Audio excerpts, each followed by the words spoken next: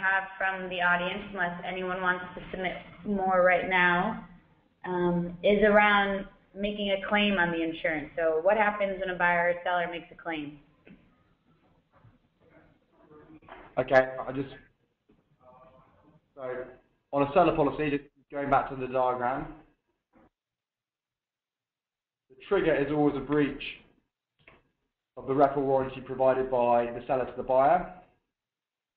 If it's a seller policy, the buyer is going to sue the seller for breach of contract. So they will seek damages from the seller. What the insurance policy will do is pay for the defence and the settlement of that claim.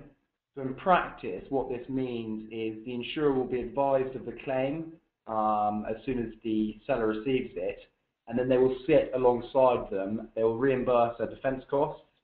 We can also include language which allows defence costs to be advanced, and ultimately they will settle the claim to ensure that the matter goes away. And it's very much a side-by-side approach. Typically the insurer will say, seller, your lawyers know the business, you use your lawyers to defend the claim, and we'll pick up the tab. And when it makes sense, if it makes sense, we will settle the claim. Going on to the buyer policy. The buyer policy is a direct contract between the buyer and the insurer, and although a trigger is still a breach of the rep or warranty provided by the seller, there's absolutely no need to involve the seller in that claim. Once there's been a breach, the insurer has a right to make good that loss. What the policy actually says is we, the insurer, will pay you what you're entitled to under the agreement, but we'll ignore the warranty caps or the survival period.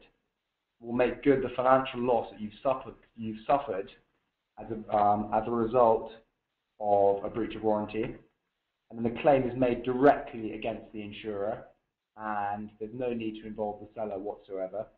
So it's a much easier process and results in a faster settlement process.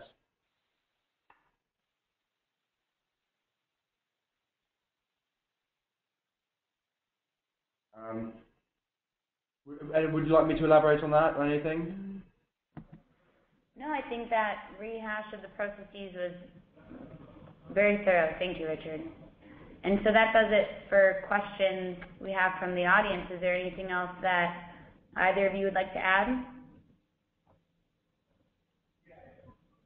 I mean, just from our perspective, in the UK, I mean, we've seen a number of US transactions, and I'll speak to UK and European transactions. There's been a real uptick in demand in the last 12 months, and I think that can be explained by, one, growing awareness of what the product can do, and two, funds beginning to see more activity.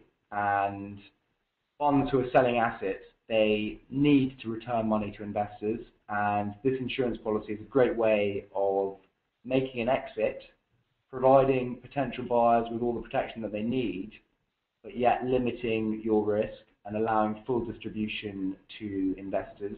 And I think that probably explains much of the uptick in demand in the last 12 months here in the UK and Europe.